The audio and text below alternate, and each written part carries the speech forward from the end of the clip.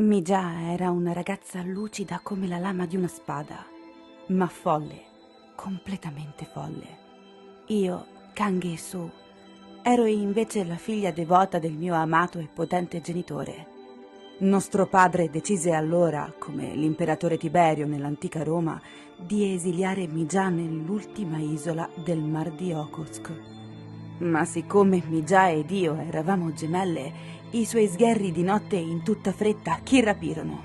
Sì, presero me. E poi vennero pure uccisi, non per errore, ma per non svelare il luogo dell'esilio.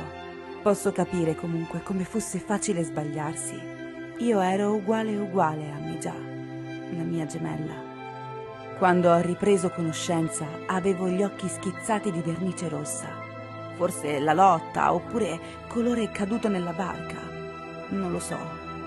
Ho provato a inseguirli, ma niente. Ne è trascorso di tempo. Sopravvivo all'amato ma impreciso padre, scampata agli uomini, alla morte, al gelo. Certo è che non ho più notizie di nessuno.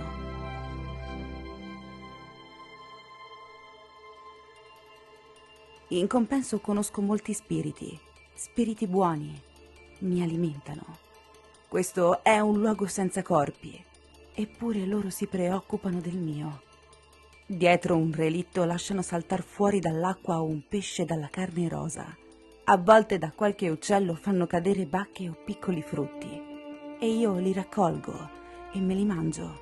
Non mi lamento, anzi, li ringrazio. Sono spiriti invisibili che però sento. Anzi, a dirla tutta, da qualche giorno riesco anche a vederli. A volte penso di essere divenuta pazza, e forse sì, è vero. Ma qui ho imparato a dare forma all'invisibile, a quello che nessuno vede. In effetti questi spiriti non hanno colore, ma sono macchie intense di una sostanza d'aria concentrata. Non saprei spiegarlo meglio. E mi sono accorta proprio su questa disgraziata isola che giocano, ridono, ballano. Da ieri li fisso per farmi notare, così per cercare un invito. Che insomma qualcuno si facesse avanti. Vorrei un po' di compagnia, anche piccola, ma non mi considerano.